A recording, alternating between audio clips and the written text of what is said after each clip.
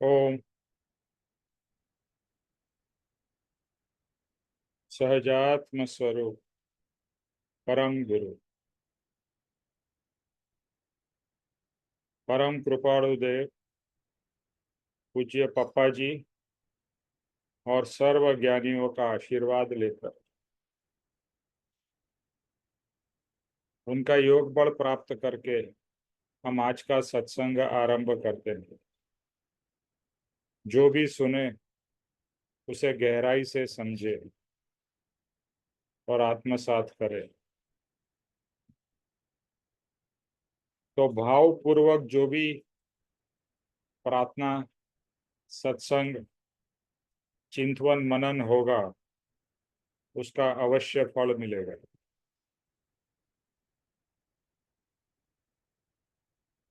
तो हम लोग शुरुआत मंत्र स्मरण से करते हैं।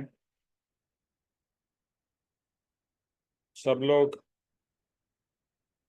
आंख बंद करके स्थिर होके एक आसन पे बैठ जाइए।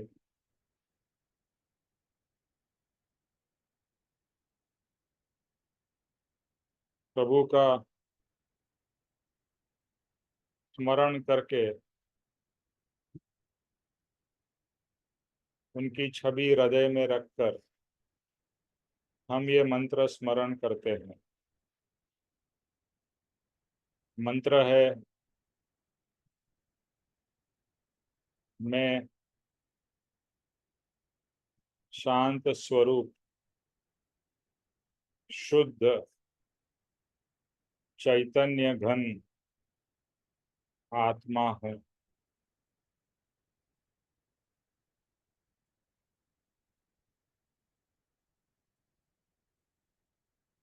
मैं यानी कि शरीर नहीं,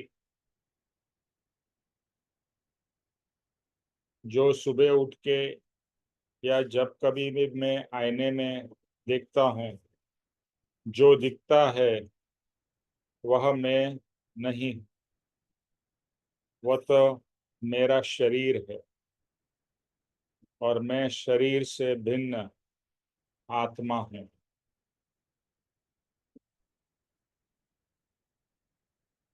शरीर एक बार नहीं अनंत बार मिला है।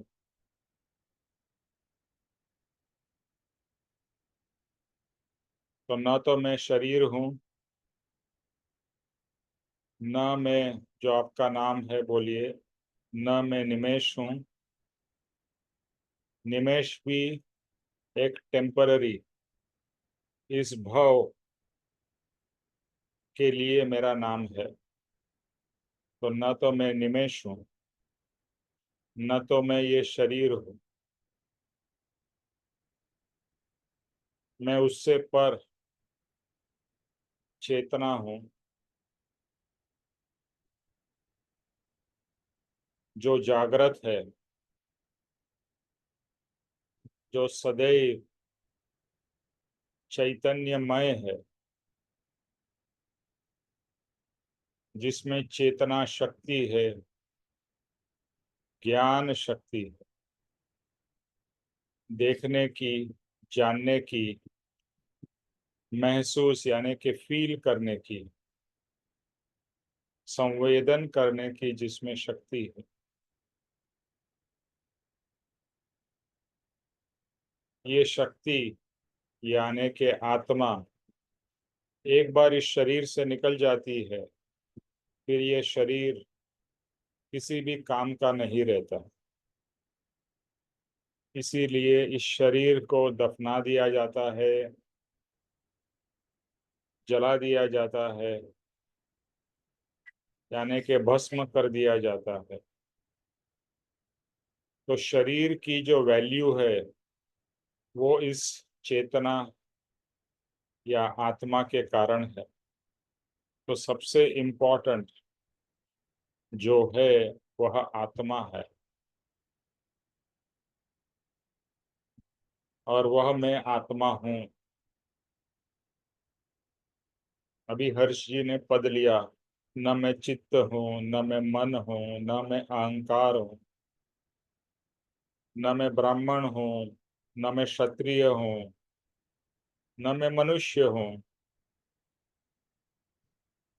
मनुष्य भी मुझे ये शरीर के कारण कहा जाता है। कल को अगर मेरा जन्म किसी कुत्ते बिल्ली में होगा तो मुझे कुत्ता या बिल्ली कहा जाएगा। बट मैं न तो कुत्ता हूँ, न बिल्ली हूँ, न मनुष्य हूँ। मैं एक आत्मा, चैतन्यवन आत्मा हूँ।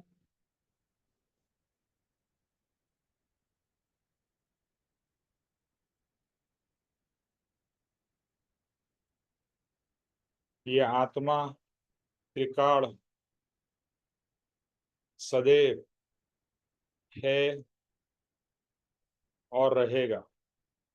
पास्ट में था, अभी है और फ्यूचर में भी रहेगा। इसकी यानी कि मैं आत्मा की न मृत्यु है, न इसकी कोई उम्र है, न कभी ये बूढ़ा होता है। शरीर जरूर बूढ़ा होता है लेकिन आत्मा कभी भी बूढ़ा नहीं होता। आत्मा जैसा है वैसा ताजा का ताजा रहता है।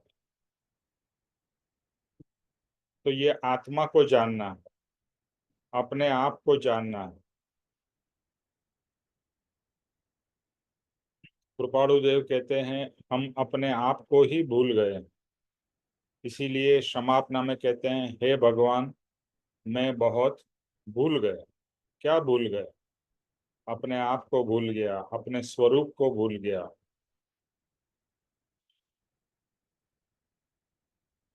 और मैं कैसा हूँ? मैं आत्मा के क्या गुण है? तो आत्मा का गुण है शांति, शांत स्वरूप। मेरा स्वरूप कैसा है? शांत, शुद्ध। शांत भी है, शुद्ध भी है। मैं अशुद्ध नहीं हूँ। सिर्फ कर्म का मैल मेरे आत्मा के ऊपर लगा हुआ है, लेकिन मैं मूल में तो शुद्ध ही हूँ। तो मेरे शुद्ध स्वरूप का यानी कि परमात्मा स्वरूप का विचार करना है कि मेरा स्वरूप कैसा है। तो शांत है, शुद्ध है, आनंदमय है। इसीलिए हमें शांति अच्छी लगती है, आनंद अच्छा लगता है, शुद्धता अच्छी लगती है। जब भी हम नेचर में जाते हैं और जहाँ पर पोल्यूशन न हो, बहुत सारा आर्टिफिशियल मनुष्य का वहाँ पर वास न हो, जैसे जंगल है, समुद्र है, जो आर्टिफिशियल कमर्शियल सब चीज़ों से दूर है, तो वो हमें बहुत अच्छा लगता है नेचर में जाना, क्योंकि वहाँ पर शुद्धता है। तो शुद्धता हमें पसंद है क्योंकि हम स्वयं ही शुद्ध है। तो मैं अपने स्वरूप को जो शुद्ध है उसका चिंतन करना कि मैं कैसा हूँ। तो शांत स्वरूप, शुद्ध, चैतन्यमय। चैतन्यमय यानी कि चेतनावंत हूँ। मेरा जानने का ज्ञान गुण है जो हमेशा रहने वाला है। चाहे मैं कोई भी योनि में चला जाऊं, मैं जानने की क्रिया कभी बंद नहीं होगी। तो मैं शांत स्वरूप, शुद्ध, चैतन्यमय आत्मा हूँ।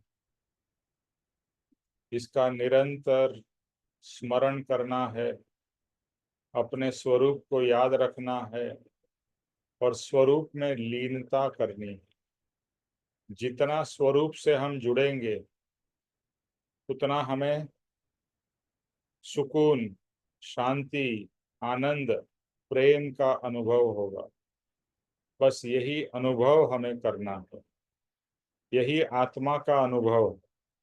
जिसमें बाह्य कोई भी चीज जुड़ी नहीं है, ये हमारा ही शुद्ध स्वरूप, जिसे हम कह सकते हैं परमात्मा स्वरूप। परमात्मा वही मैं, शुद्ध, परम शुद्ध आत्मा हूँ, वही परमात्मा स्वरूप। तो अपने स्वयं के परमात्मा स्वरूप का दर्शन करना है, उसका अनुभव करना है, वही सच्चा दर्शन है, वही सच्चा ज्ञान है और वही सच्चा अनुभव है।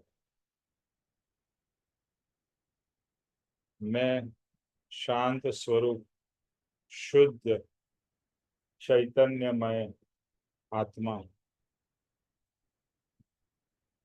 ये जितनी बार हो सके अपने आप को याद कराना है। भूल जाएंगे, बार बार याद करना है। जितना समय हो सके आंख बंद करके इसी पे ध्यान करना, तो अवश्य बहुत ही अच्छा अनुभव होगा।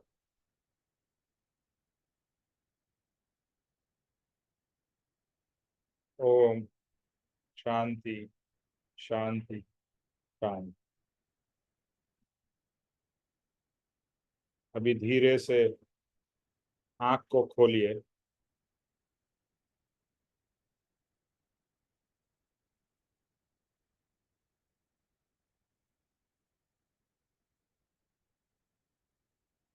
अभी हम परम कृपाणु देव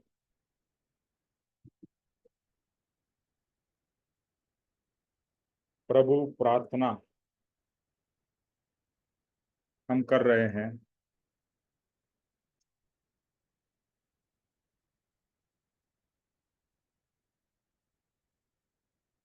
सब लोग को मेरा आवाज बराबर सुनाई दे रहा है ना? Yes sir. ओके। तो हमने लास्ट टाइम यह जड़हड़ ज्योति स्वरूप तू, केवल कृपा निदान, प्रेम पुनीत तुझ प्रेर जे, भय भंजन भगवान। तो भय, भगवान की भक्ति करने से, भगवान को प्रार्थना करने से क्या प्राप्त होगा? एक्चुअली हम भगवान की भक्ति करते हैं, पता ही नहीं हम भगवान की भक्ति क्यों कर रहे हैं। अभी तक तो जैसे बताया, सिर्फ और सिर्फ संसार की इच्छाओं के लिए, संसार के प्रॉब्लम सॉल्व करने के लिए हम भगवान की भक्ति करते थे। कुछ इच्छा है, कुछ डर है, कुछ चिंता है, इसीलिए भगवान की भक्ति होती थी। लेकिन सही मायने में भगवान की भक्ति से बहुत सारे फायदे हैं अगर हमें समझ में आए। उसमें से एक जो यहाँ पर बताया है, भय भंजन भगवान, ये भय जो है उसका नाश होगा, भंजन होगा, अगर सच्ची तरीके से भगवान की भक्ति होगी। लास्ट टाइम हमने भय के 7 प्रकार देखे थे, मैं फिर से उसको रिपीट करता हूँ। पहला भय था आलोक भय, यानी कि परिवार, कुटुंब, आजीविका, यानी कि धन पैसा मिलेगा, किस तरह से मेरा भरण पोषण होगा, मेरा जीवन कैसे चलेगा, मेरे निकट के लोगों का जीवन, यानी कि मेरे बाल बच्चे, उनका जीवन कैसे चलेगा, उसका ही चिंता, वो पहला भय है जिसका नाम है आलोक भय। दूसरा, आलोक मतलब इस लोक का भय। दूसरा है परलोक भय। परलोक यानी कि परलोक, इसके बाद वाले भाव में मेरा क्या होगा, मैं यहाँ से जब भी जाऊंगा इस शरीर छोड़ के तो कहाँ जाऊंगा, मुझे कौन सी गति मिलेगी, क्या मनुष्य गति मिलेगी, क्या चूहे कीड़े मकोड़े की गति मिलेगी, वहां पर मेरा क्या होगा, वहां मेरा ध्यान कौन रखेगा। तो उस तरह की जो भी चिंताएं हैं, वो भय, परलोक भय। तीसरा है मरण का भय। सभी लोगों को मरण का भय, तो सबसे बड़ा भय जो मनुष्य या कोई भी जीव को होता है वो है मरण का भय। आप किसी भी जीव को, चाहे वो चींटी भी हो, उसको टच करने जाओ तो भागती है। कोई भी कीड़े मकोड़े को भी टच करने जाओ वो दौड़ता है। क्यों? उसे मरण का भय है कि ये मुझे मारने को आ रहा है, मुझे हानि करने को आ रहा है। तो तीसरा भय जो है, मरण का भय है।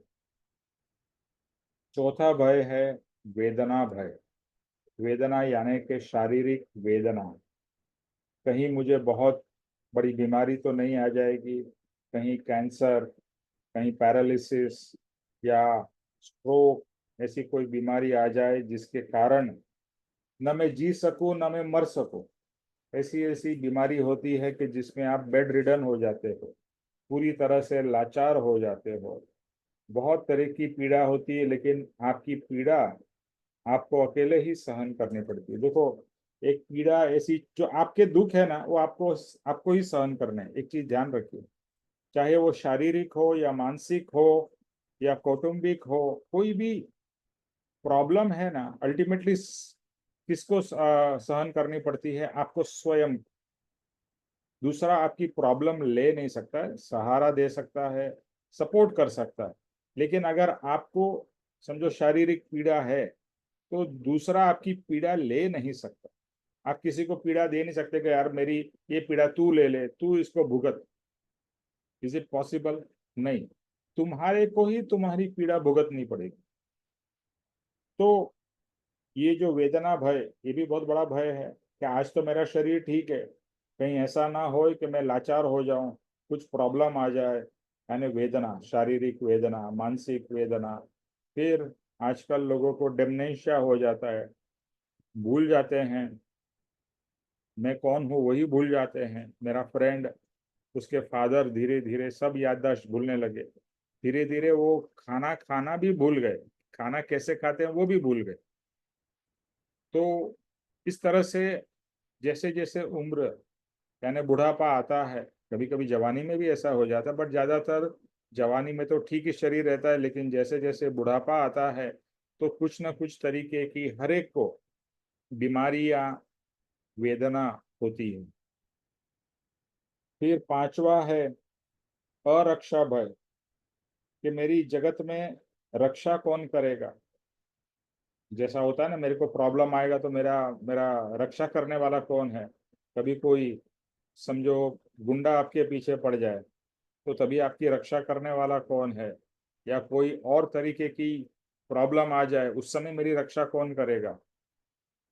फिर अगुप्ती भय, यानी कि अपनी मानी हुई जो भी चीजें हैं, हमको लगता है ना ये चीज मेरी है, ये घर मेरा है, ये गाड़ी मेरी है, ये पैसा मेरा है, उसको बचाने का भय रहता है, कहीं वो चोरी ना हो जाए, कहीं गवर्नमेंट की रेड ना पड़ जाए, कभी कुछ केस ना हो जाए। तो वो सब चिंता रहती है, भय रहता है। फिर सातवां है अकस्मात भय, एक्सीडेंट। कभी मेरा एक्सीडेंट ना हो जाए, एक्सीडेंट हो जाएगा, हाथ पांव टूट जाएंगे, फ्रैक्चर हो जाएगा। तो ये 7 प्रकार के भय बताए गए हैं, और इसको छोड़ के और भी अनेक प्रकार के भय हो सकते हैं, या जो भी भय है इस 7 में आ सकते हैं। चिंता, वो भी एक भय का ही प्रकार है। जब भी हम कहते हैं मुझे चिंता है, चिंता यानी कि भय ही है। तो हर समय, हर क्षण, एक कह लो, अपना भयमय चिंतामय रहता है। कौन सा ऐसा व्यक्ति है कि जिसे चिंता ना हो? कौन सा ऐसा व्यक्ति है कि जिसे भय ना हो? राजा है उसे भी भय है, प्रधानमंत्री है उसे भी भय है, चोर है उसे भी है, पुलिस वाला है उसे भी भय है। यानी हर एक जीव को भय, एक भय एक संज्ञा है, भय संज्ञा कहा जाता है, वो हर एक को होती है। तो भय से मुक्त होना है, निर्भय होना है, अभय होना है।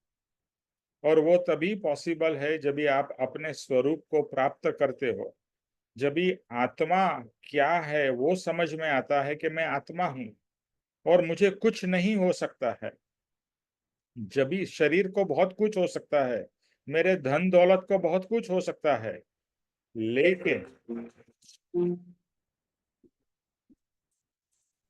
लेकिन मुझे कुछ नहीं हो सकता, यानी ये सब जो चीजें हैं इन सबको बहुत कुछ पॉसिबल है। जैसे बताया, अभी जो बताया, शरीर का बीमारी हो सकती है, एक्सीडेंट हो सकता है, और भी बहुत सारी चीजें होती है, चिंता है वगैरह। अपनी जो चीजें हैं वो चोरी हो सकती है, टूट सकती है, फूट सकती है, लेकिन आत्मा का कुछ बिगाड़ नहीं सकते हो। आत्मा एक ऐसी अद्भुत चीज है जो, जैसे गीता में बताते हैं ना, उसे जलाया जा सकता है, ना उसे तोड़ा जा सकता है, ना उसके टुकड़े किए जा सकते हैं, ना उसके ना उसको किसी भी तरह से नुकसान पहुंचाया जा सकता है। तो आत्मा एक ऐसी अद्भुत चीज है जो टोटली अनटचेबल है, यानी उसको किसी भी तरह से, जैसे आकाश है, आप आकाश को कुछ नहीं कर सकते हो, न जला सकते हो, न डुबा सकते हो, न काट सकते हो, न मार सकते हो, न तोड़ सकते हो, न फोड़ सकते हो। किसी भी तरह से आकाश को कुछ कर सकते हो आप? अवकाश को, स्पेस को, आप सोचिए। आकाश और आत्मा काफी सिमिलर है। फर्क दोनों में यही है कि आकाश में ज्ञान शक्ति नहीं है, वेदन शक्ति नहीं है, और आत्मा में ये है। तो आकाश प्लस ज्ञान शक्ति, वेदन शक्ति इज इक्वल टू आत्मा। तो अभी हमने दो तीन पद किए थे, मुझे पता नहीं है कहाँ तक हुआ था, लेकिन जो भी, एक दो पद भले रिपीट भी हो जाए, कि भद्र भरण भीति हरण। देखो यहाँ पर एक चीज है, ये मैं शुरू आगे करने से पहले, अपने स्वरूप को जब तक नहीं जानेंगे तब तक आप भटकते रहेंगे। इसके लिए परम कृपाणु देव क्या कहते हैं? जे स्वरूप समझा बिना, जे स्वरूप यानी जो स्वरूप को जाने बिना, समझे बिना, पामियो दुख अनंत। पामियो मीन्स पाया मैंने दुख, अनंत दुख पाया। अपना दुख की कोई सीमा ही नहीं है। कोई भी जीव हो, उसकी दुख की सीमा नहीं है। एक दुख, दूसरा दुख, तीसरा दुख, चौथा दुख, ये दुख, वो दुख, ये चिंता, वो चिंता। यानी कि हम सुख से जीते ही नहीं हैं और जी ही नहीं पाते हैं। We are only existing, we are not living. We are existing है, लेकिन जी नहीं रहे हैं। क्योंकि जीना किसे कहते हैं? जिसमें सुख हो, आनंद हो, प्रेम हो। तो यहाँ पर परम कृपाणु देव ने अपने को जीना बताया है, कि जीना किसे कहते हैं, जीवन किसे कहते हैं, और जी कौन रहा है? क्या शरीर जी रहा है या आत्मा जी रहा है? और जैसे बताया, शरीर तो नाशवंत है, जो भी दिखता है ना वो सब नाशवंत है। अभी यहाँ पर टीवी दिखता है, या लैपटॉप दिखता है, या फोन दिखता है, या जो भी दिखता है, शरीर दिखता है, फर्नीचर दिखता है, ये दीवार दिखती है, ये घर दिखता है, सब नाशवंत है। आत्मा शाश्वत है, शाश्वत, जो कभी भी नाश नहीं होने वाला है। ऐसा अद्भुत पदार्थ आप स्वयं हो। उसकी कभी खुशी ही नहीं है, उसका आनंद ही नहीं है, क्योंकि जाना ही नहीं है अपने आप को। भ्रांति में पर को अपना मान लिया है, और पर को मानने से कारण सबका सब दुख पैदा हुआ है। ज्ञानी लोग एक ही कहते हैं, दुख का कारण कोई परिस्थिति नहीं है, दुख का कारण कोई दूसरा व्यक्ति नहीं है, और दुख का कारण है सिर्फ और सिर्फ अज्ञान।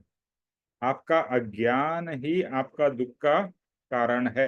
ओके, आपके दुख का कारण अज्ञान है। ज्ञान प्राप्त होने पे सुख ही सुख है, याद रखिएगा। यही सुख का मंत्र है। अपने आप को जानो, अपने स्वरूप को पहचानो और उसका अनुभव करो, और उसी अनुभव में, उसी स्वरूप में लीन रहोगे तो सब दुख का, चिंताओं का अपने आप नाश हो जाए। अभी ये गाथा, गाथा नंबर 6। भद्र भरण भीति हरण सुधा जरण शुभवान क्लेश हरण चिंता चूरण भय भंजन भगवान। कितने सारे एडजेक्टिव्स यूज किए हैं।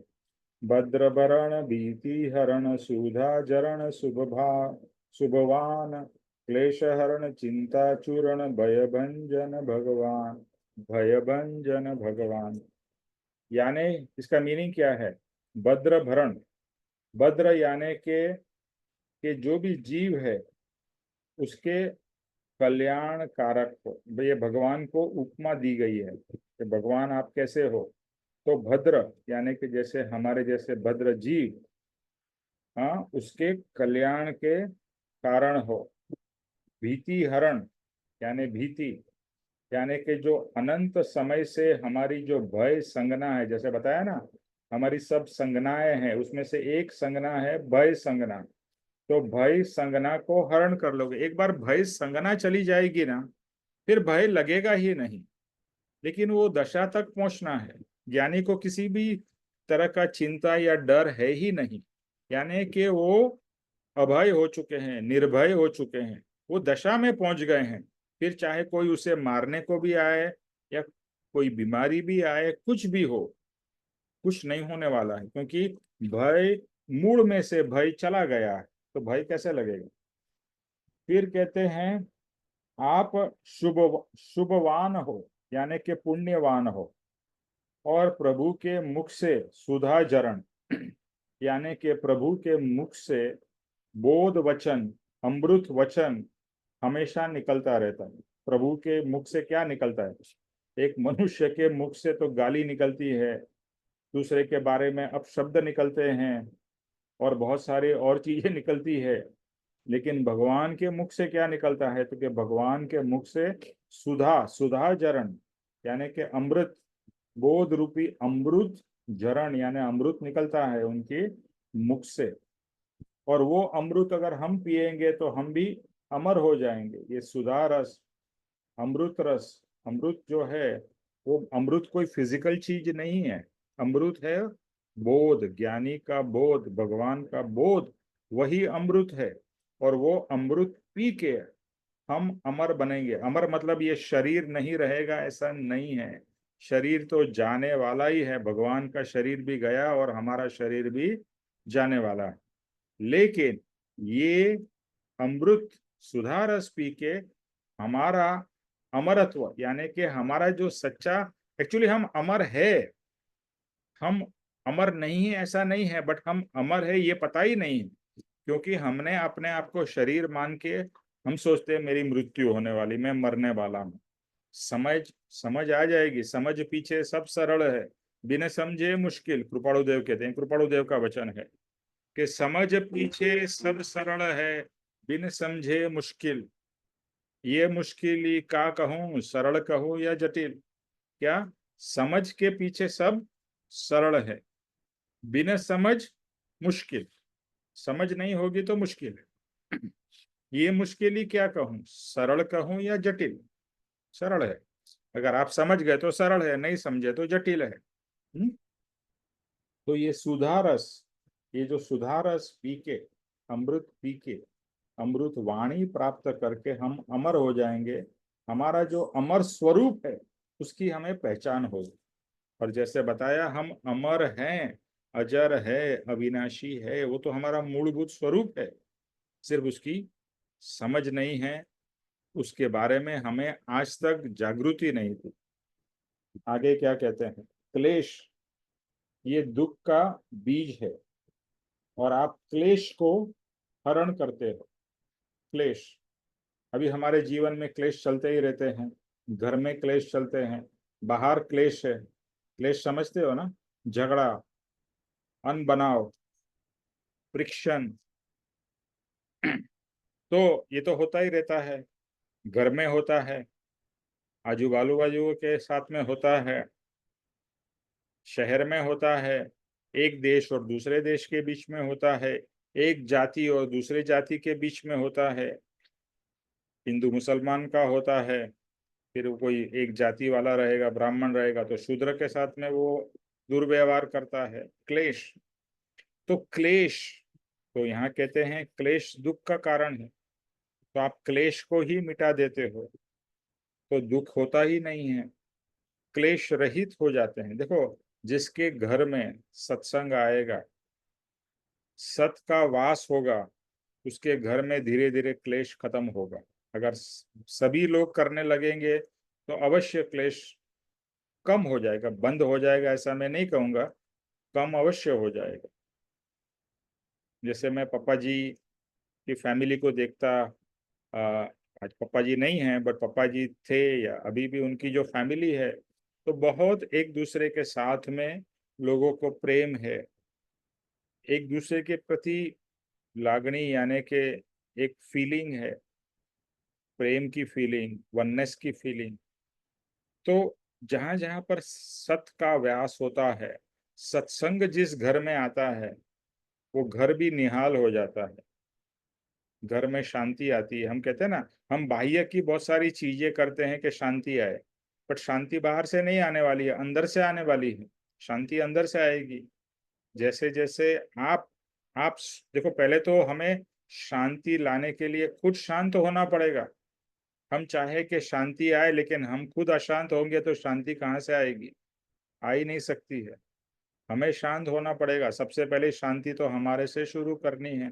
We have to be in that, क्या बोलते हैं ना, वो भाव में, वो स्थिति में, वो दशा में आना है, शांत दशा में। जो स्टार्टिंग में हमने मंत्र स्मरण किया, वो मंत्र स्मरण हमको शांत करने के लिए है, अपना स्वरूप जो शांत है उसे जानने के लिए है। तो क्लेश, आप क्लेश को हरनारे वाले हो, यानी कि हरण करोगे क्लेश का, क्लेश को ले लोगे हमारे जीवन में से।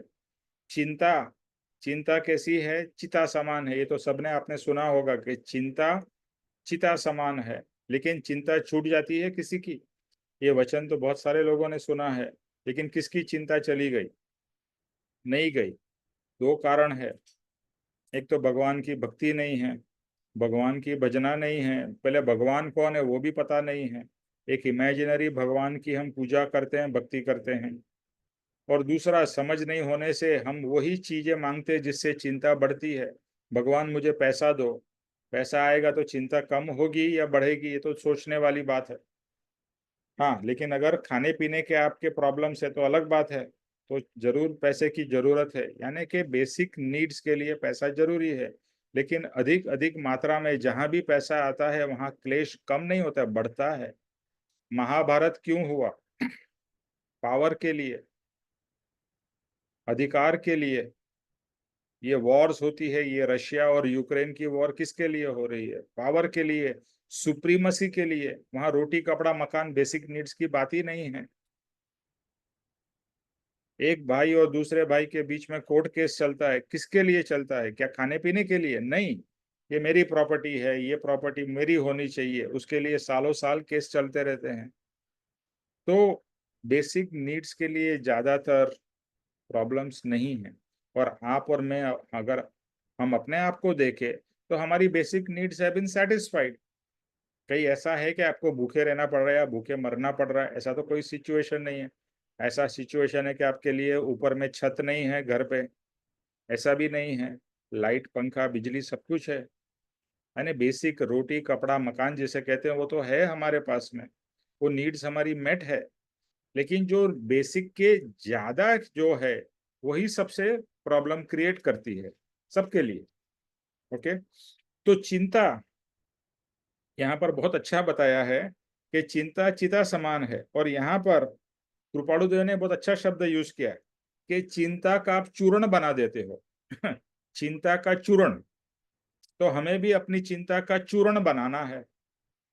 लेकिन समझ होगी तो चिंता का चूर्ण बनेगा, वरना तो चिंता बढ़ती जाती है, चिंता कम नहीं होती है।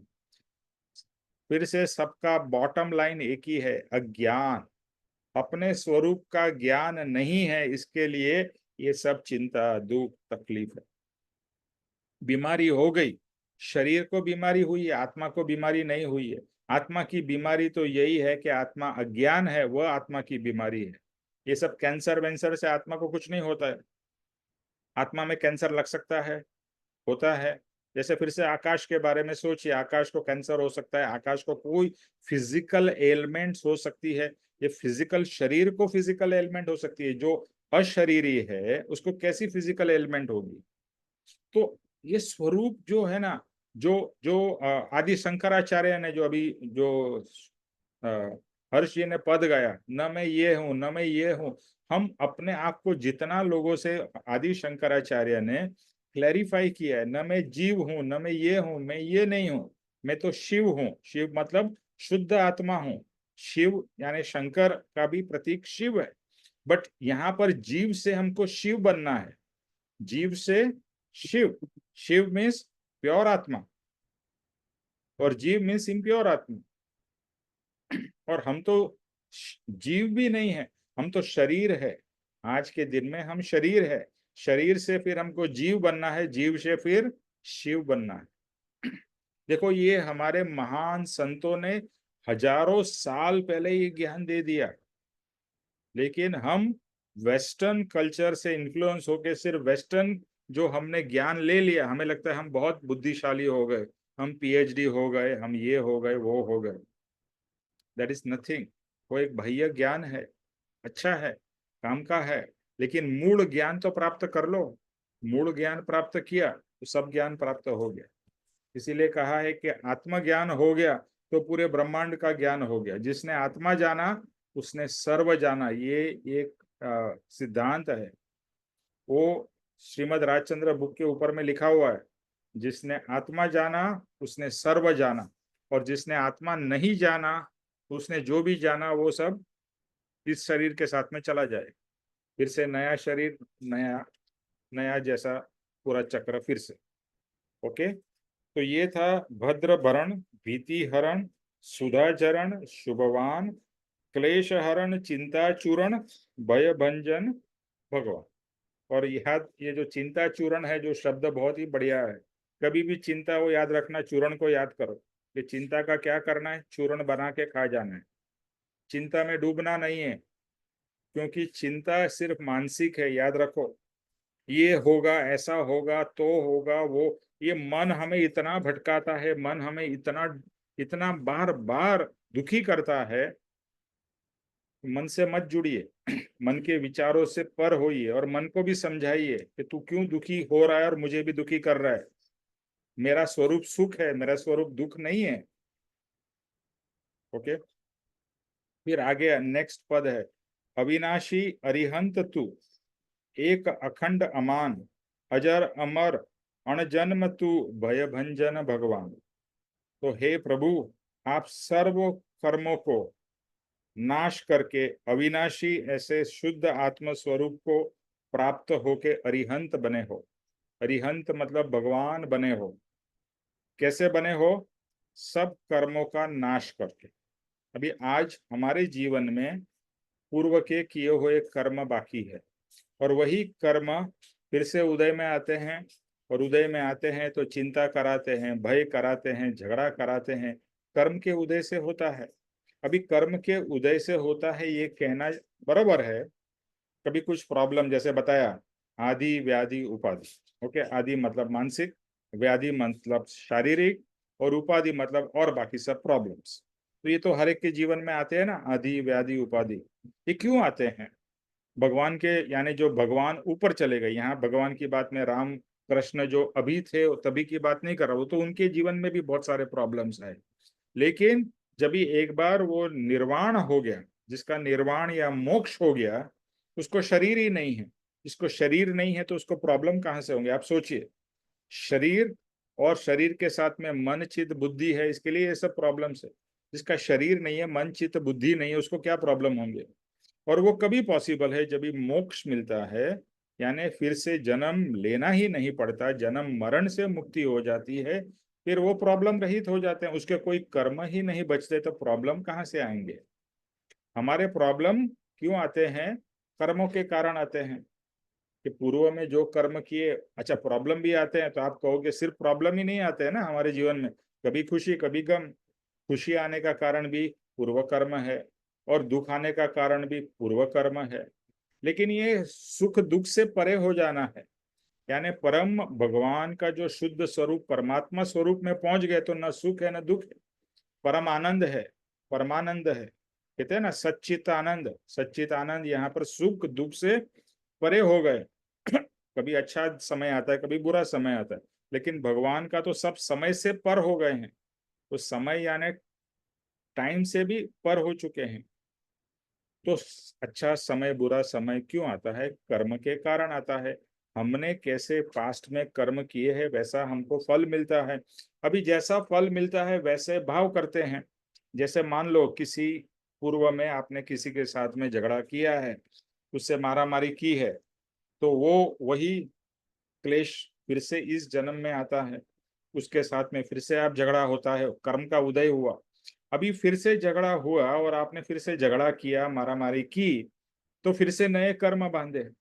लेकिन अगर समझ आ जाए कि भाई ये तो मेरे पूर्व कर्म का उदय है, सामने वाला गाली दे रहा है, जो भी आप शब्द बोल रहा है, इवन मार भी रहा है, शांति से सहन करके, ओके आपको जो देना था वो दे दिया आपने, थैंक यू, मैं जाता हूँ। एक मैं ओशो का वो सुन रहा था सत्संग, उसमें उन्होंने बुद्ध भगवान का एग्जाम्पल दिया, गौतम बुद्ध। तो कुछ लोग, गांव वाले लोग उसको गाली देते हैं, तो वो सुन लेते हैं, बोलता है, अच्छा आपने दे दी, हो गया, मैं जाऊं। तो गांव वाले लोग बोलते हैं, अरे हमने तो आपको गाली दी और आपको कुछ नहीं हुआ। बोलते नहीं, मुझे कुछ नहीं हुआ, यानी आपको जो देना था आपने दे दिया, मैं जाऊं क्या? मतलब आई एम गोइंग। ओके, आपको देना था, आपको गाली देनी थी। देखो, सामने वाला गाली देता है, लेना न लेना आपके ऊपर है ना। Season it. हमको क्या रहता है, कोई बोलेगा तू गधा है, अभी आपको मालूम है ना आप गधे नहीं हो, लेकिन हमको बहुत लग जाती है, मेरे को गधा बोला, मेरे को कुत्ता बोला, मेरे को ये बोला, वो बोला, तो वो क्लेश आप फिर से बढ़ा रहे हो। अगर आप डिटैच हो जाओ, ठीक है, आपको समझ में आ जाएगा, जैसे जैसे आत्मा की समझ आएगी, सामने वाला आपके ऊपर चिल्लाएगा, झगड़ा करेगा, मारेगा, पीटेगा, आपको अगर समझ आ जाएगी कि ये मेरे पूर्व कर्म का फल है, पूर्व कर्म में ऐसा मैंने इसके साथ में किया था, इसलिए वो व्यक्ति आज मेरे साथ में ऐसा कर रहा है, शांति से अगर आप कर सको, तो वो कर्म निर्जरा हो जाएगा, यानी वो कर्म उदय में आके चला जाएगा। लेकिन हम अपने आप को फिर से भूल जाते हैं, वो झगड़ा करना शुरू करता है, वो गाली, वो दो सुनाता है, हम चार सुना देते हैं, तो यानी कि दो दो गाली का कर्म का उदय हुआ, हमने कितनी सुनाई, चार क्या 40 सुना देंगे कभी कभी, तो उतने और नए कर्म बांध लिए, फिर से वो रिपीट होगा, और इस तरह से मल्टीप्लिकेशन और कर्म बढ़ते जाते हैं, कर्म बढ़ते जाते हैं। तो मनुष्य भाव में अगर समझ आ गई, तो कर्म को कम करना है, कर्म से रहित होना है, न कि उसको बढ़ाना है। और उसके लिए सबसे बड़ा उपाय है, आप शांत रहो, हर एक सिचुएशन में शांत रहो। जितना रिएक्शन उतना वापिस कर्म बंधन, जितना रिएक्शन कम उतना कम कर्म बंधन। अभी बोलने के लिए तो इजी है कि रिएक्शन मत दो, लेकिन जब सिचुएशन आती है तभी हम आन बान शान सब भूल जाते हैं, और फिर से हम पागल के जैसे बर्तन करते हैं। लेकिन जागृति होगी, ज्ञानी में क्या होती है, हर समय जागृति है। जागृति होना यानी कि आत्मा की जागृति है, समझ है कि मैं आत्मा हूं, मैं निमेश नहीं हूं, मैं शरीर नहीं हूं, ये जो भी है सब कर्म का उदय है, और मुझे सिर्फ देखना और जानना है। ओके, ये आया, अच्छा समय आया, गया, बुरा समय आया, गया। It is like a picture, picture में अच्छा सीन भी आ रहा है, बुरा सीन भी आ रहा है, मारा मारे भी हो रही है, ट्रेजेडी भी हो रही है, कॉमेडी भी हो रही है। हमारे जीवन में भी ऐसा ही होता है ना, सब कुछ है ना, ट्रेजेडी भी है, कॉमेडी भी है, सब कुछ है। All kinds of emotions are there in our life. किसकी लाइफ ऐसी है जो कि इमोशनलेस है, full of emotions? Hindi picture से भी ज्यादा, बॉलीवुड से भी ज्यादा हमारे जीवन में अलग अलग इमोशंस है, और वो हम इमोशंस के साथ में जुड़ते ही जाते हैं। अगर डिटैच होना क्या है, वैराग्य क्या है, वैराग्य यही है कि वो सब चीजों से हम जुड़े नहीं, जो आ रहा है उसे आने दे, उसे जाने दे, हम जाने नहीं देते। कोई आदमी आपके साथ झगड़ा करे, आप झगड़ा, जैसे बताया उसने गाली दी, आप सुन लो, तो वो चला जाएगा ना। कितनी बार गाली देगा, कितने समय तक गाली देगा, फिर वो खुद थक जाएगा। क्योंकि जब भी आप रिएक्शन देते हो ना, तो सामने वाला और भड़कता है, लेकिन आप रिएक्शन ही नहीं दो, तो सामने वाला भी अल्टीमेटली तो बोलेगा, अरे बहुत हो गया यार, ये तो इसको कोई पड़ी ही नहीं है, इसको कोई, जैसे आप, ऐसे कुत्ता होता है, कुत्ता भौंकता है तो हम सामने भौंकते हैं, हमें पता है ना ये कुत्ता है, भौंक रहा है, मुझे क्या लेना देना, आप नहीं भौंकते हो। लेकिन वही कुत्ता जब भी मनुष्य बन जाता है तो हम भी भौंकने लगते हैं, वो भौंकता है, मैं भी भौंकता हूँ, है ना। बस यही प्रॉब्लम है, शांत, शांत, शांत। तो भगवान तो सब कर्म से, भगवान ने ये सब चीज से पास होके क्या हो गए हैं, कर्म रहित हो चुके हैं, परमात्मा बन गए हैं।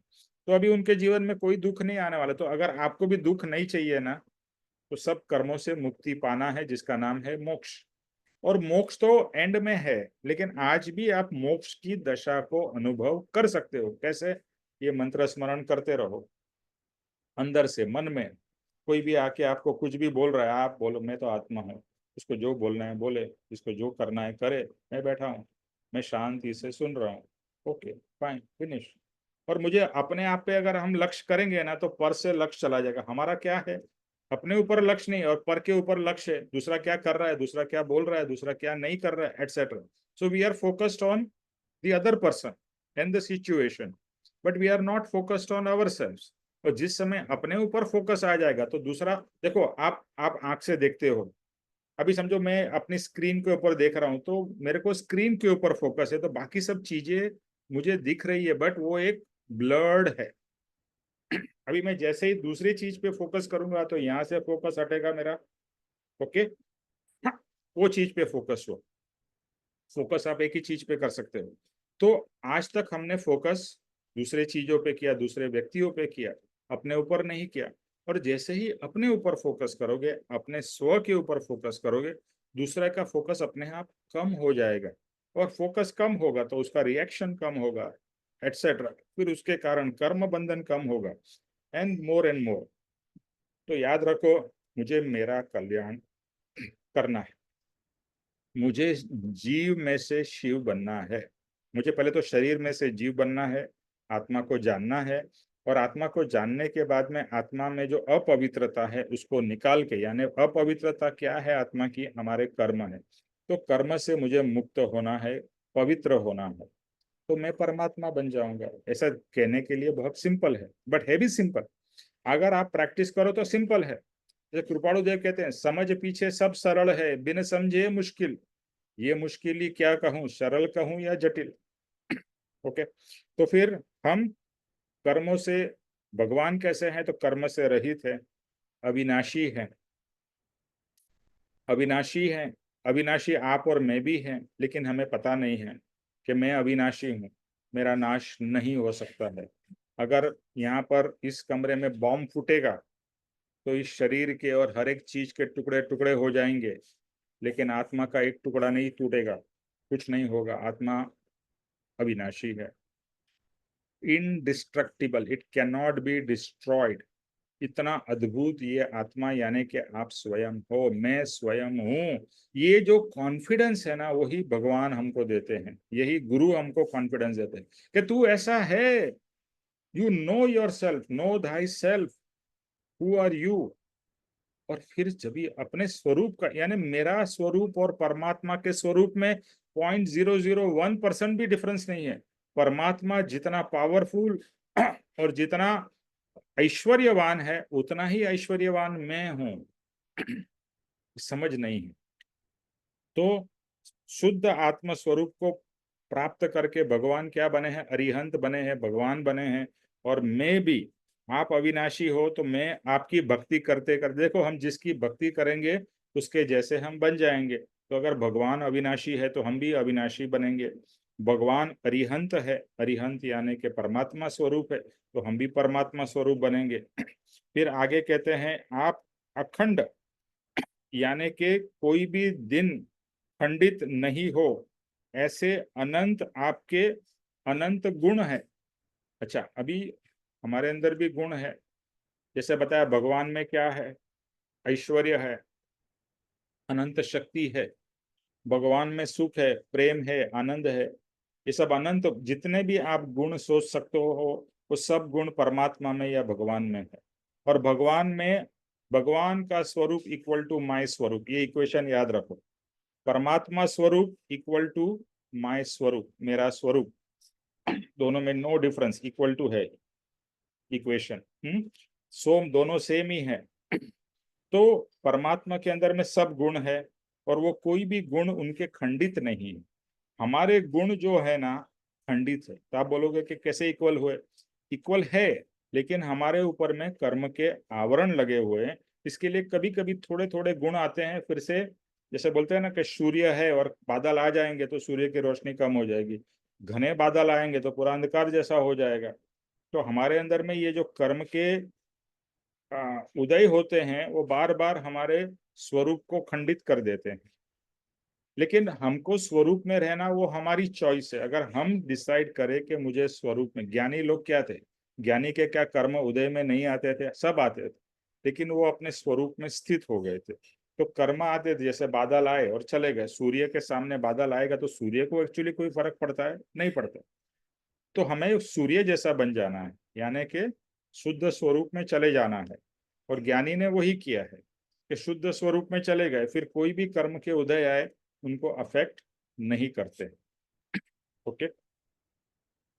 और आप अजर अमर अणजन्म, यानी कि अजर अमर अविनाशी, कि आपका जन्म भी नहीं है। आपके, ये भगवान की बात हो रही है कि भगवान आपके अंदर में अजर हो, यानी जर्जरित नहीं होते, भगवान जैसे हो वैसे ही रहते हो। आप अमर हो, आप मरते नहीं हो। आप अणजन्म हो, आपका जन्म मरण नहीं है। आप अविनाशी हो। तो ये सब वापिस वही है कि जो भगवान के गुण और स्वरूप है, इक्वल टू मेरा स्वरूप। तो मैं भी कैसा हूँ? मैं भी अजर हूँ, अमर हूँ, अविनाशी। देखो ये बात इतनी आपने 1000 बार सुना होगा, आत्मा अजर अमर अविनाशी है। लेकिन कभी भी आपने ये इक्वेशन नहीं लगाई कि आत्मा मैं ही हूँ। हम सोचते हैं आत्मा यानी कि कोई दूसरी चीज है, वो अजर अमर अविनाशी है, मैं तो मरने वाला हूँ। नहीं, मैं ही अजर अमर अविनाशी, मैं ही आत्मा हूँ। परम कृपाणु देव ने इतना हमारे अंदर में ठूस ठूस के बता दिया कि तू ही आत्मा है और तू ही परमात्मा है। फर्क नहीं है। भगवान का और तेरा स्वरूप सेम है और तू ही आत्मा है, तू शरीर नहीं है। ये भ्रांति तेरे में से निकाल दे। और जितनी जल्दी निकालेगा उतना तू जल्दी सुखी होगा, उतना तू भय से मुक्त होगा, चिंता से मुक्त होगा। ओके। तो आपकी जरा अवस्था नहीं है। बूढ़ा जैसे बताया शरीर होता है, दुख शरीर को आते हैं। दुख जैसे बताया मन को दुख आता है, मन भी आत्मा से अलग है। मन, देखो दुख का रहने का स्थान किधर है? जब भी आप कहते हैं ना मुझे बहुत चिंता है, बहुत दुख है, वो कहाँ पर है? वो दुख चिंता कहाँ रहती, कहाँ पर है? कहाँ रहती है? मन में रहती है। It's all in your mind, isn't it? दुख चिंता टेंशन मन में है। अगर वो मन को ही आप अलग कर लो तो दुख चिंता भी अलग हो जाएगी, टेंशन भी अलग हो जाएंगे। और बस वही तो करना है, अपने आप को शरीर से भिन्न। वापिस वही होगा आदि शंकराचार्य का, मैं चैतन्य हूँ, मैं शिव हूँ। मैं न तो शरीर हूँ, मैं तो बुद्धि हूँ, न तो मैं मन हूँ, न तो मैं चित्त हूँ, न मैं कुछ भी नहीं हूँ। मैं तो सिर्फ एक शुद्ध स्वरूप। वही आदि शंकराचार्य ने कहा, वही परम कृपाणु देव कह रहे हैं, वही राम ने कहा, कृष्ण ने कहा, महावीर ने कहा, इवन बुद्ध ने कहा, सब ने वही कहा है। लेकिन हमने आज तक जो उनकी मूल शिक्षा को भूल गए और बाकी सब कहानी में घुस गए। राम का 14 साल का वनवास हुआ, रावण से वो युद्ध किया, कृष्ण ने लीला की, कृष्ण ने ये किया और महावीर ने ये किया, बुद्ध ने ये। बाह्य से क्या किया उसी में हम लोग फंस गए। और हमारे कोई समझाने वाला नहीं था कि हम ये जो इतने महापुरुष हो गए, उन्होंने प्राप्त क्या किया था? जो प्राप्त किया था वही हम भूल गए। और वही हमें प्राप्त करना है, अपना खुद का स्वरूप। ओके। तो आप सर्व प्रकार से जीव के भय को तोड़ने वाले, भय का नाश करने वाले ऐसे भगवान हो। फिर नेक्स्ट, आनंदी अपवर्गी तू अकड़ गति अनुमान आशीष अनुकूल आप जे भय भंजन भगवान। मैं फिर से याद करा दूं कि ये पद कृपाणु देव ने 15-16 साल की उम्र में लिखा है। कौन से उम्र में? 15-16 साल, एज अ टीनेजर उन्होंने ये लिखा हुआ पद है। आप इससे इमेजिन कर सकते हो कि उनकी ज्ञान की निर्मलता कितनी होगी, उनकी आत्मा की दशा कितनी अद्भुत होगी कि ये जो आज हमें समझने में भी इतना समय लगता है वो उनके अंदर में था। और इतनी सारी कविताएं उन्होंने लिखी है जो हमारे पास आई तो थोड़ी आई है। इसके लिए गांधी जी उसको उनको कविराज कहते थे। और उन्होंने तो, आप उनको जो भी टॉपिक दो, उन्होंने जब भी बचपन में किसी ने बोला घड़ी के ऊपर कविता लिखो तो उन्होंने 300 पद घड़ी के ऊपर में कविता रच दी। अभी आपको घड़ी के ऊपर में बोला जाए कविता बनाओ, आप कितना बनाओगे? 1 पद, 2 पद, वो भी शायद डिफिकल्ट हो जाएगा। 300 पद उन्होंने घड़ी के ऊपर में कविता रच दी। तो ये सब ज्ञान की निर्मलता है, वो ज्ञान हमारे अंदर भी है जो वो उनके अंदर भी था। लेकिन उनका ज्ञान निर्मल हुआ, यानी कि जो आवरण थे, जो आवरण हमारे ऊपर लगे हुए हैं, जैसे बताते हैं ना, ज्ञान आवरण कर्म है, दर्शन आवरण कर्म है, मोहनीय कर्म है, ये सब कर्म उनके, ये सब ज्ञानी पुरुषों के बहुत कम हो गए, पतले हो गए, इसके लिए उनका ज्ञान प्रकाशित है। तो अभी क्या कहते हैं परम को पढ़ो दे, आनंदी अपवर्गी तू अकड़ गति अनुमान, आशीष अनुकूल आप जय भय भंजन भगवान। आप सहज आत्म स्वरूप से प्राप्त ऐसे आनंद से भरपूर हो, इसके लिए सहजानंदी हो। अभी ये हमारा स्वरूप भी ऐसा ही है, कैसा? सहज आनंदी। लेकिन आज के दिन में हम सहज दुखानंदी है, दुख से भरे हुए हैं, भय से भरे हुए, चिंता से भरे हुए, जो भी आपको नेगेटिव लिखना है वो हम सब उसी से भरे हुए हैं। और भगवान परमात्मा आनंद से भरे हुए, प्रेम से भरे हुए, सुख से भरे हुए हैं। तो क्या अजीब है, दोनों इक्वल है, और हम दुखी हैं और वो सुखी है। तो सहज आत्म स्वरूप, जब तक आत्मा की प्राप्ति नहीं होती है, आत्मा का साक्षात्कार नहीं होता है, वो गुण खिलेंगे ही नहीं या गुण दिखाई नहीं देंगे। मेरे अंदर में गुण दबे हुए हो, जैसे फूल है, तो जब तक खिलता नहीं है उसकी ब्यूटी नहीं दिखाई देती है। बंद है फूल तो अंदर क्या है कैसे पता है? लेकिन जैसे ही ब्लूम होता है, खिलता है फूल, तो उसकी पूरी ब्यूटी, उसकी पूरी स्मेल, उसकी, उसके अंदर में जो आप सौंदर्य देखते हो फूल के अंदर में, फूल हमें बहुत अच्छा लगता है देखने में, सूंघने में, हर तरीके से। बट वो फूल अगर बंद है तो उसकी ब्यूटी ना आप देख सकते हो, जान सकते हो। इसी तरह से हमारा आत्मा भी इस तरह से बंद है, उसको प्रकट करना है।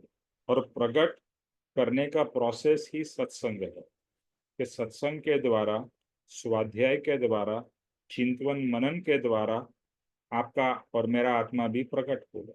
और ये ज्ञानी की कृपा से होगा, ज्ञानी के आशीर्वाद से, और ज्ञानी की या परमात्मा की भक्ति से। तो कहते हैं आप सहज आत्म स्वरूप से भरपूर, आनंद से भरपूर हो, सहजानंदी हो। और हमारे को हर समय यही भाव करना है, भगवान आप ऐसे हो, मुझे भी ऐसा होना है। क्योंकि आपने ही बोला है कि मेरा स्वरूप भी आपके जैसा है, तो आपके पास में ये है तो मुझे, मेरे पास में क्यों नहीं है? मुझे भी वैसे ही आपके जैसे, देखो परमात्मा से एक ही चीज मांगनी है, परमात्मा मुझे आपके जैसे बनना है। आप मुझे ये दे दो वो दे दो नहीं, एक ही भाव, मुझे आपके जैसे बनना है। जैसे आप हो मुझे वैसा ही बनना है। ऑटोमेटिकली आप उनके जैसे बनोगे तो उनके सब चीज जो उनके पास है वो आपके पास में आ जाएगी। यानी आपके अंदर में जो गुण है जो उनके पास है वो आपके अंदर में प्रकट होंगे। और आप मोक्ष में विराजमान हो, अपवर्गी, यानी कि बोलते हैं ना अपवर्गी, ऊपर के क्लास में, यानी कि मोक्ष में पहुंच गए हो या मोक्ष में चले गए हो। जैसे आजकल तो कम हो गया, बट पहले third class, second class, first class, ऐसे सब अलग अलग क्लासेस होते थे ना। और आज भी है, प्लेन में भी जाओ तो एक बिजनेस क्लास है, एक नॉर्मल क्लास है, एक फर्स्ट क्लास है, अपवर्गी, ऊपर का वर्ग। तो आप ऊपर के वर्ग में हो, आप हाई क्लास में हो, और हम कैसे हैं? लो क्लास में हैं। तो आपकी जो उच्च अंतर आत्मगति का अनुमान करना भी हमारे लिए शक्य नहीं। यानी परमात्मा के पास में क्या क्या है या क्या क्या गुण है, उसका अनुमान लगाना भी हमारे लिए डिफिकल्ट है। अभी तो ये सब पढ़ते हैं तो पढ़ने से थोड़ा थोड़ा हमें अंदाजा आता है कि परमात्मा क्या है और परमात्मा के क्या गुण है। क्योंकि पहले तो हमने परमात्मा को कुछ अलग ही स्वरूप में देखा कि परमात्मा चमत्कार कर देंगे, परमात्मा ये कर देंगे, परमात्मा वो कर देंगे। यानी एक बाह्य से परमात्मा को जाना था, अभी हम अंतरंग से परमात्मा को जान रहे हैं। और वही जानना, वही परमात्मा का सच्चा स्वरूप है। तो आपकी जो अभी देखे ना, आप बताया ना आप उच्च क्लास वाले हो, उच्च क्लास मतलब क्या, उन्होंने कोई ज्यादा पैसे दिए हैं? नहीं, उनकी आत्मा की दशा ऐसी हुई है, इसके लिए अभी उच्च क्लास में है। और हमारी आत्मा की दशा अभी नीची है। इसके लिए जैन के अंदर में 14 गुण स्थानक बताए गए हैं, 14 गुण स्थानक, गुण स्थान। आपके गुण जैसे जैसे बढ़ेंगे ऐसी ऐसे आप फर्स्ट, फोर्थ, फिफ्थ, सिक्स, ऐसे ऐसा भी मैं उसमें जाऊंगा नहीं गुण स्थानक के ऊपर। बट जैसे जैसे आत्मा की दशा बढ़ेगी वैसे वैसे आपके गुण स्थानक फोर्थ से, फिर जैसे हम पढ़ाई करते हैं ना फर्स्ट सेकंड थर्ड फोर्थ, ऐसे ही आत्मा के भी गुण स्थानक। तो फर्स्ट से सेकंड आएगा तो बच्चा का थोड़ा नॉलेज बड़ा होगा तो ही फर्स्ट से सेकंड में आएगा, फिर थर्ड में, फोर्थ में, जैसे जैसे आगे बढ़ता है मतलब उसका नॉलेज बढ़ रहा है। इसी तरह से आत्मा की दशा, आत्मा के गुण जैसे जैसे बढ़ेंगे तो हमारा भी प्रोग्रेस होगा और हम भी लो क्लास में से या लो वर्ग में से उच्च वर्ग में हम भी जाएंगे। तो डिपेंड करेगा आपका पुरुषार्थ कैसा है, इंपॉर्टेंट है पुरुषार्थ। कितना, कितनी आपके अंदर में तीव्रता है कि मुझे आगे बढ़ना। आप सोचोगे जब भी होगा तभी ठीक है, तो प्रोग्रेस वैसा ही होगा और लगेगा कि नहीं मुझे तो अभी जल्दी से जल्दी प्राप्त करना है, जितना जल्दी हो सके मुझे अभी इस परिभ्रमण में और दुख के चक्र में से बाहर निकलना है। तो आपका प्रोग्रेस फास्ट हो सकता है, वो आपके ऊपर है। पापा जी जैसे कहते हैं रोज का 2 घंटे का वांचन करो, अभी कितने लोग करते हैं? वो आपको खुद को याद रखना है कि आप अपने प्रोग्रेस के लिए यानी कि आत्मा के प्रोग्रेस के लिए कितना समय और एफर्ट डालते हो। संसार के लिए तो हमारे पास में बहुत समय है, 24 घंटे भी हमारे हमारे लिए संसार के लिए कम पड़ते हैं। हम क्या कहते हैं मेरे पास टाइम ही नहीं है। बट टाइम नहीं है मतलब आप किस में बिजी थे? संसार में ना, इजंट इट? संसार में आप बिजी थे, संसार के कामों में बिजी थे, इसके लिए आपको अपने लिए टाइम नहीं है। और एक दिन इसी तरह से एक दिन आते आते आपका भी शरीर खत्म हो जाएगा, मृत्यु हो जाएगी, फिर टाइम चला जाएगा, your time is up now. तो टाइम हमारा है हमारे पास, लेकिन हम टाइम सिर्फ संसार की चीजों में, जो चीज नाशवंत है, जो चीज जाने वाली है, जो हमारे साथ आने वाली नहीं है, उसके पीछे पड़े हुए हैं। कितनी हमारी गलत समझ और दरिद्रता है, यही हमारी दरिद्रता है। तो अभी इस पामर पर कृपा करके आप ऐसा सहज स्वरूप हमारा भी प्राप्त हो, ऐसा अनुकूल आशीष, आशीर्वाद भगवान आशीष दीजिए, आशीर्वाद दीजिए कि हमारा भी आत्म कल्याण हो और हम भी आपके जैसे बने। भगवान से जैसे बताया यही प्रार्थना करनी है, यही भगवान से बार बार विनंती करनी है कि भगवान मैं पामर हूँ, मुझे, मेरी दशा ऐसी नहीं है, मेरी समझ ऐसी नहीं है, आप तो जानकार हो, आप तो गुणी हो, आप तो परमात्मा हो, तो मेरा भी कल्याण प्रभु आप करो। लेकिन पुरुषार्थ मुझे करना पड़ेगा, भगवान आके कल्याण नहीं करेंगे। भगवान सिर्फ आशीर्वाद दे सकते हैं, कल्याण आपको अपने ही पुरुषार्थ से होना है। पापा जी एक बहुत अच्छी बात करते थे कि बहुत से लोग कहते हैं भगवान पापा हमको आशीर्वाद दो, पापा हमको क्या लगता है आशीर्वाद मिल गया तो कल्याण हो गया? आशीर्वाद, पापा ने एक ही चीज बोली कि मेरा आशीर्वाद हर समय आपके ऊपर बरस रहा है, जितना आप पुरुषार्थ करोगे उतना मेरा आशीर्वाद आपको मिलेगा। हम्म। आप पुरुषार्थ ज्यादा करोगे तो मेरा आशीर्वाद ज्यादा मिलेगा, और आप पुरुषार्थ कम करोगे तो आपको कम मिलेगा, और नहीं करोगे तो कुछ नहीं मिलेगा। भले आप कितनी बार पप्पा पप्पा करो या राम राम करो या कृष्ण कृष्ण करो, उससे कुछ नहीं होने वाला। भगवान का सिर्फ नाम लेने से कुछ नहीं होगा, ये सब समझना पड़ेगा। इसके लिए कृपाणु देव कहते हैं आत्मज्ञान सिर्फ और सिर्फ विचार से पॉसिबल है। विचार, ये सब विचार करना है। विचार करने के लिए ये सब मैटर लगेगा, मसाला लगेगा। खाना बनाने के लिए जैसे हमको मसाला लगता है, विचार करने के लिए भी ये सब चीजें लगेंगी, उसके विचार फिर होंगे। फिर ये सब जब भी पढ़ा होगा, सत्संग में सुना होगा, तो इसके विचार हमको करेंगे ना, अदरवाइज कैसे विचार आएंगे? ओके।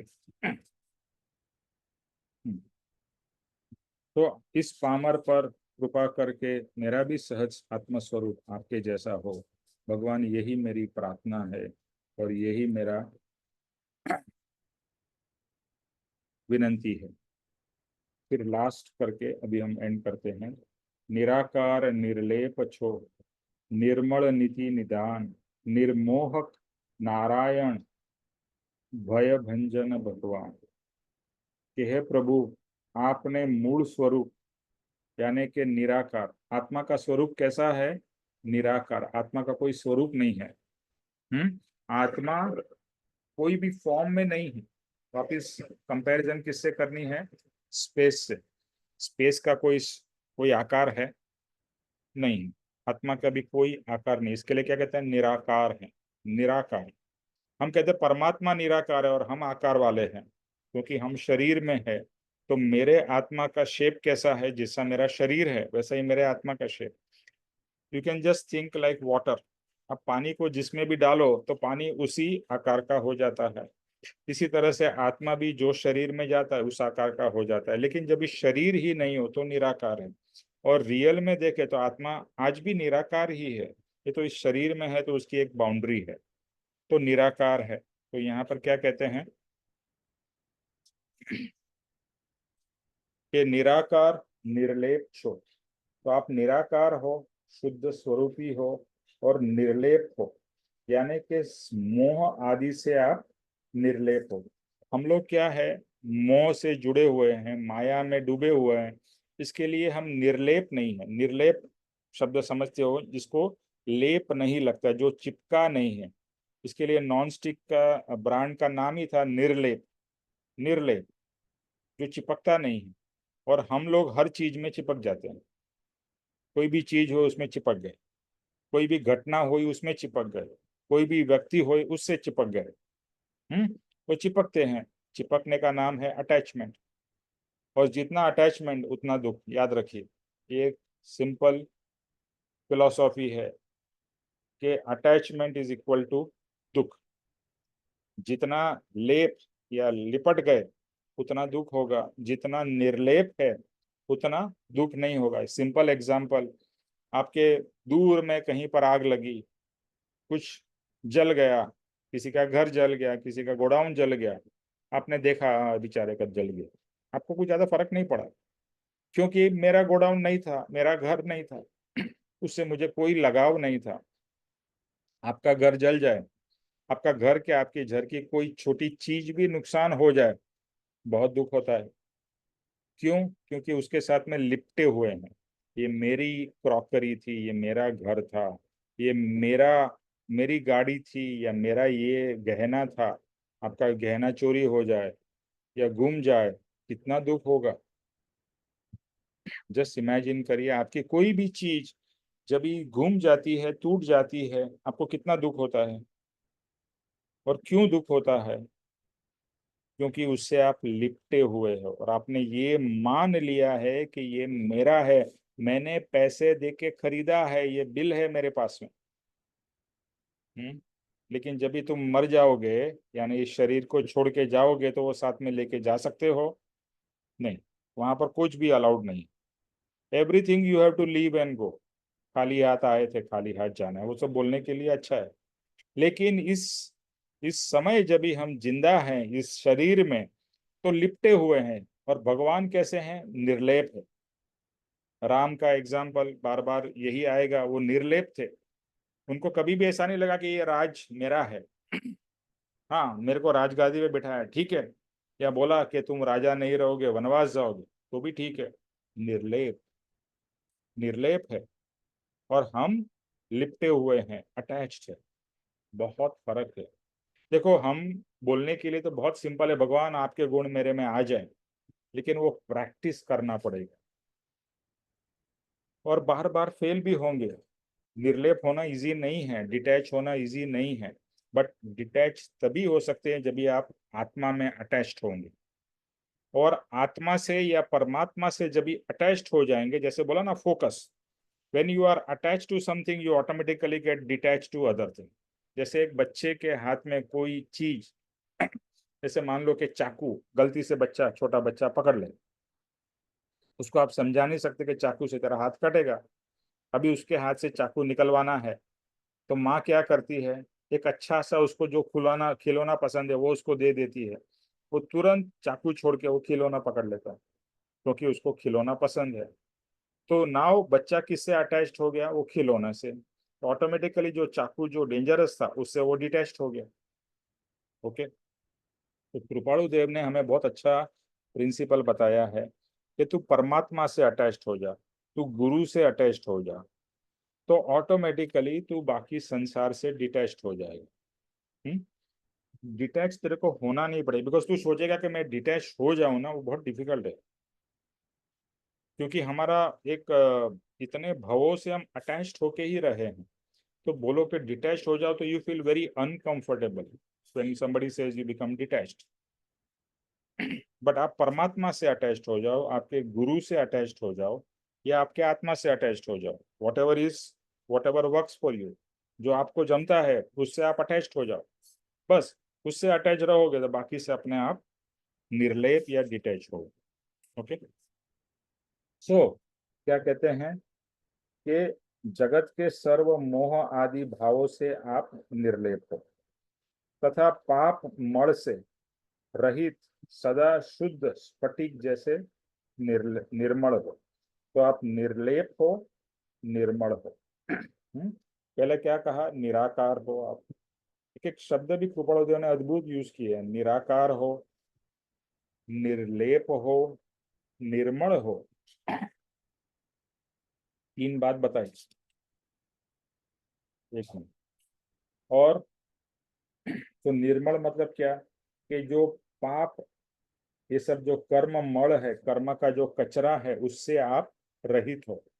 यानी कि शुद्ध स्फटिक जैसे, शुद्ध एकदम पवित्र, जैसे प्योर डायमंड हो, या पवित्र पानी हो, शुद्ध पानी जैसे गंगा का, गंगोत्री से जहां से निकलता है, हिमालय में से पवित्र शुद्ध पानी, या कोई भी चीज जिसे आप शुद्ध देख सकते हो, शुद्ध समझ सकते हो, वैसे ही ये आपका आत्मा भी एकदम शुद्ध पवित्र हो, तो निर्मल हो। और सर्व प्रकार के न्याय नीति के आप भंडार हो। देखो, अगर आप संसार में, जैसे अगर राम राजा थे या कृष्ण राजा थे, तो उनको न्याय नीति भी चलानी थी। हाँ, अगर किसी ने चोरी की तो उसको दंड भी देना पड़ता था, तो न्याय नीति भी चलानी पड़ती। जैसे आप घर संसार चलाते हो, उसमें भी न्याय नीति चलानी पड़ेगी। न्याय नीति का ये मतलब नहीं कि आप उसको हेट करते हो, बट जैसे आप अपने बच्चे को भी कभी कभी पनिशमेंट देते हो, क्यों पनिशमेंट देते हो? क्योंकि वो सुधरे, या वो राइट ट्रैक पे आए, या उसकी जो गलती है उसका उसको एहसास हो।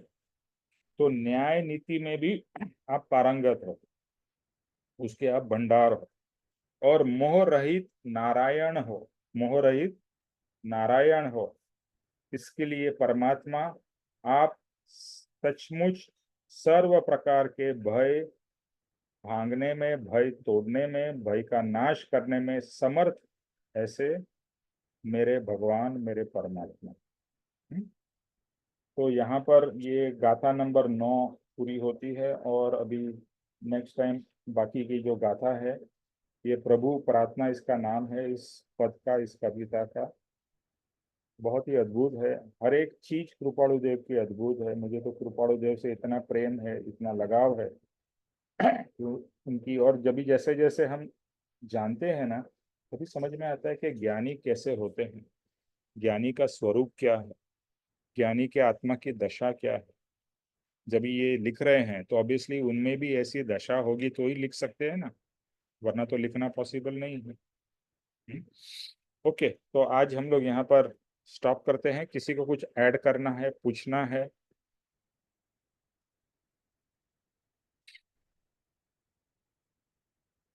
Important is practice. सिर्फ एक कान से सुना, थोड़ा समय अच्छा लगा और फिर चला गया, सब निकल गया, तो भय में ही जीने वाले हैं, फिर भय भंजन नहीं होने वाला। याद रखना है, हमारा लक्ष्य है, हमें निर्भय बनना है, अभय बनना है, परमात्मा के जैसे। कैन यू इमेजिन, राम और कृष्ण को कोई भी भय था? महावीर को कोई भय था? या बुद्ध को कोई भय था? कोई भी भगवान को कोई भय था?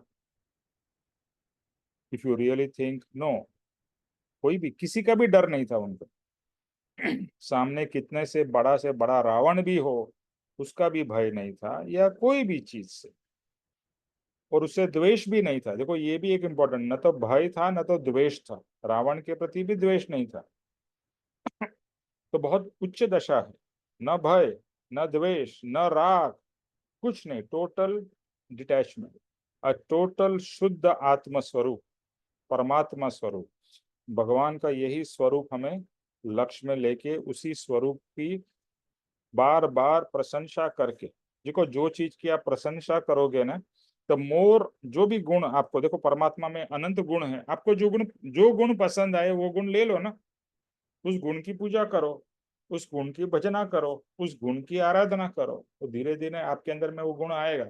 और ब्यूटी क्या है मालूम है, एक गुण आएगा तो फिर उसके साथ में दूसरा गुण आएगा, फिर तीसरा, ऑटोमेटिकली धीरे धीरे सब आएंगे। It will take time, remember patience is very important. आज आज आपने समझ लिया और कल भय मुक्त हो जाएंगे, नहीं होगा, बट शुरुआत अवश्य आपकी मेरी सबकी हो चुकी है। और जितना इसके ऊपर में फोकस करेंगे तो भय से मुक्त अवश्य होंगे। ओके, किसी और को कुछ ऐड करना है? आई होप सबको समझ में आ रहा है और प्रेरणा भी मिल रही होगी, आई गेस। निमेश भाई, जैसे अभी आपने बताया था ना कि मतलब हमारा जो स्वरूप है वो, हमें यही समझना है कि हमारा स्वरूप भगवान का स्वरूप ही हमारा स्वरूप है, और जो गुण है वो खंडित है। तो शायद गीता जी में हमें यही बताया, गीता जी का भी जैसे हम करते हैं कि जो हमारे गुण है और भगवान के गुण है वो सेम है।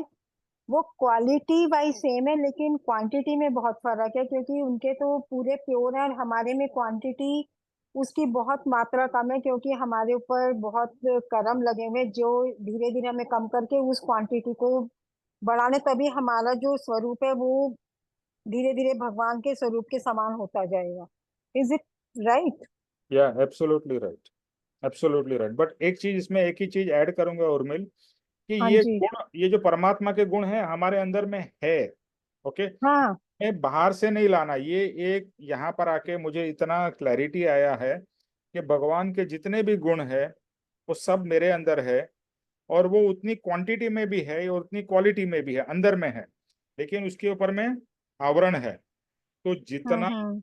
जितना आवरण कम होगा, आवरण कम होने का दो ही उपाय है, एक है भक्ति और दूसरा है ज्ञान।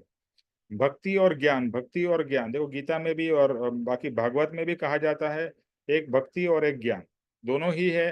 दोनों जिस तरह से आपकी ज्यादा ज्यादा होती जाएगी तो आवरण अपने आप कम होने लगेंगे, तो जो गुण अंदर में छिपे हुए हैं वो प्रकट होते जाएंगे, यानी जो खंडित है, जिसके ऊपर में आवरण लगे हुए है, वो खंड टूटने लगेंगे। अच्छा, और एक बात ये पूछी, जो आपने कहा ना कि आत्मा जो है वो आकाश और ज्ञान, वो तो आकाश तो इज स्पेस ना? हाँ, वही वही मैंने ये बल कहा, आकाश के और आत्मा के गुण काफी सिमिलर है। आत्मा को क्योंकि समझ, निराकार है। हाँ, निराकार है। हाँ, तो वो भी आकाश भी निराकारी है, आकाश का कोई शेप नहीं है, आकार है क्या हाँ हाँ। आकाश का? नहीं। निराकारी है, स्पेस है पूरा ओके। खाली। तो ओके। जितना आप सिर्फ आकाश में, आकाश जड़ है, आत्मा चेतन है, इतना फर्क है। आकाश में ज्ञान गुण नहीं है, चेतना में या आत्मा में ज्ञान गुण है। बाकी आकाश और आत्मा एग्जैक्टली सेम है। ओके, जैसे बताया, आप आकाश को काट नहीं सकते हो, जला नहीं सकते हो, डुबा नहीं सकते हो, आकाश को कुछ नहीं कर सकते हो, आकाश जैसा है ओके, वैसा दैट वे। ही रहेगा। ओके ओके, हाँ, ठीक है। वैसा। ठीक है, थैंक यू निमेश भाई, थैंक यू। ओके, और किसी को कुछ क्वेश्चन या ऐड करना है? सर आज तो हमें समझ आ रही है, लेकिन जो हमने कर्म कर चुके हैं उनके लिए क्या करें? उस टाइम तो अक्ल नहीं थी ना, हमने जवाब, जब जिसने हमें ओके, गुस्सा किया हमने भी गुस्सा किया, हमने भी जवाब दिया, अब उसका क्या करें? ओके, इसके लिए हम अपना। हाँ, वेरी गुड क्वेश्चन। नहीं, दो चीज है, क्षमापना नंबर वन, क्षमापना यानी याद कर करके, जितने लोगों को आप याद जानते हो, जैसे आप सबसे ज्यादा पता है कर्म बंधन कहाँ होते हैं? अपने ही परिवार वालों से, जो अपने से जितने नियर है और डियर है, उससे सबसे ज्यादा कर्म बंधन होते हैं। गिले शिकवे भी अपने ही लोगों से ज्यादा होते हैं ना, पर से ज्यादा नहीं होते हैं। तो जो कर्म बंधन है उनको, उन व्यक्तियों को, उनको याद कर करके उनकी क्षमा मांगनी है।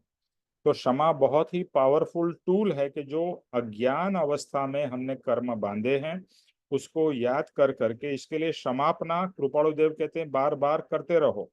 जैसे आज आपको याद आया कि समझो मैं कहता हूँ कि मेरी पत्नी से मेरा झगड़ा हुआ, तो आज तो झगड़ा पहली बार तो नहीं हुआ ना, शादी के जितने भी साल हुए कितनी बार झगड़ा हुआ, कितनी बार बोलना चलना हुआ।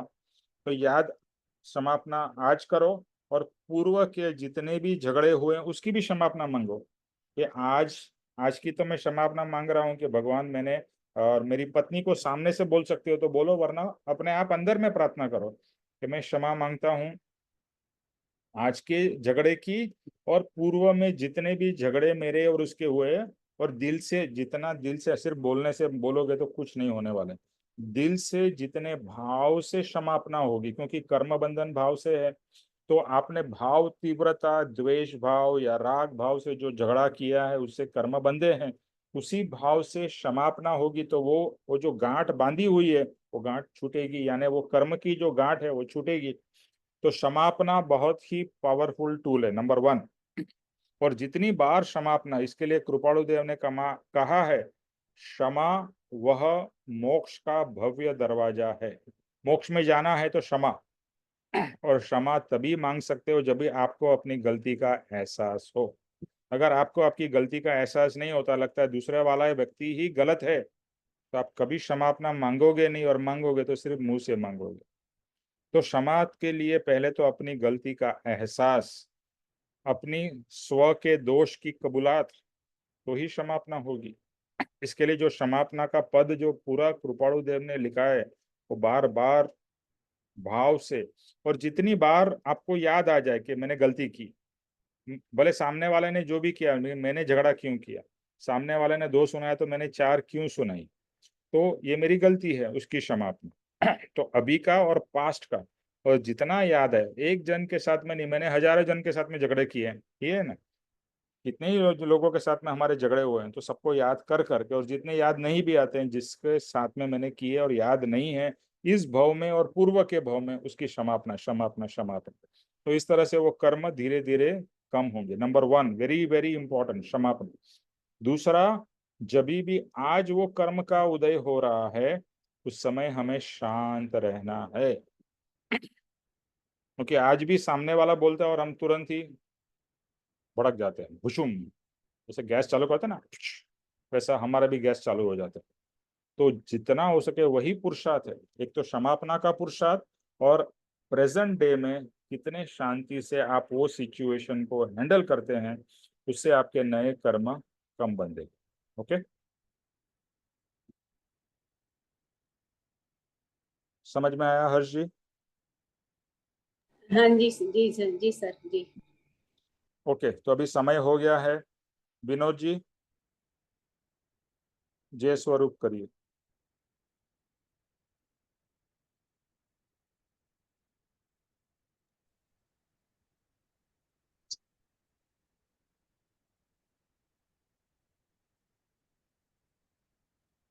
प्रणिपात स्तुति। जे स्वरूप समझा बिना पाम्यो दुख आनंद, समझा बिनु ते पद नमो श्री सदगुरु भगवान। नमस्कार। परम पुरुष प्रभु सदगुरु परम ज्ञान सुखदान, जेने आपलू बान तेने सदा प्रणाम। नमस्कार। देह छता जेनी दशा वर्ते देहाती, ते ज्ञानी ना चरण में ओ वंदन अगणित। नमस्कार। हे परम कृपालु देव, जन्म जरा मरणादि सब दुखों का अत्यंत अक्षय करने वाला वितराग पुरुष का मूल मार्ग आप श्रीमान ने अनंत कृपा करके मुझे दिया। उस अनंत उपकार का प्रत्युपकार करने में मैं सर्वथा असमर्थ हूँ। फिर आप श्रीमान कुछ भी लेने में सर्वथा निष्फल है, जिससे मैं मन वचन काया की एकाग्रता से आपके चरणारविंद में नमस्कार करता हूँ। आपकी परम भक्ति और वितराग पुरुष के मूल धर्म की उपासना मेरे हृदय में बहुत पर्यंत अखंड जागृत रहे, इतना मांगता हूँ। वह सफल हो। ओम शांति शांति शांति। जय श्री सदगुरुदेव वंदन। त्रिलोक के नाथ की जय हो। जय हो। परम कृपाणु देव की जय जय हो। हो जय हो। जय हो जय हो सदगुरु देव की जय हो। जय जय हो जय हो जय हो आज के आनंद की विजय जय हो। हो जय हो। विजय जय हो। हो विजय हो। जय हो। विजय हो। विजय हो। सर्व मुमुक्षुओं के परमार्थ पुरुषार्थ और भक्ति की विजय विजय हो, हो, विजय हो, विजय हो। विजय हो। सबका कल्याण हो, सबका कल्याण हो। जय सद्गुरुदेव। जय जय सद्गुरुदेव, जय सद्गुरुदेव रमेश भाई। वंदना सद्गुरुदेव निमेश भाई, वंदन। Thank you Thank you, very Nimesh much भाई। निमेश भाई, thank you. Thank you everybody.